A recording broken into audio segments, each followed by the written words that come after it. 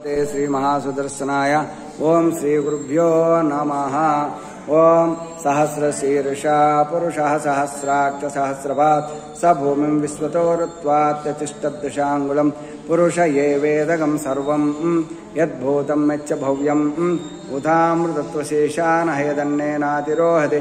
एतावानस्य महिमा अतो जायागस्य पुरुषः पादोऽस्य विश्वाभूतानि त्रिपादस्यामृतं दिवे त्रिपादोर्ध्वा उदयत्पुरुषः पादोऽस्येह भवात् पुनः ततो विश्वङ्वक्रामतो शासनानशने अभे तस्मात् विराड जायत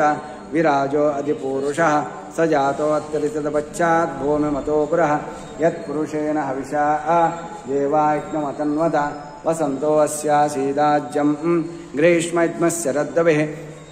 सप्तास्यासन् परिदयः त्रिसप्तसमितकृताः तेन देवा अयजन्त साध्या ऋषयश्च ये तस्माद्यज्ञाः सर्वहुतः निजः सामानि जघ्निरे छन्दागंसि जघ्निरे तस्माज्जाता अजावय।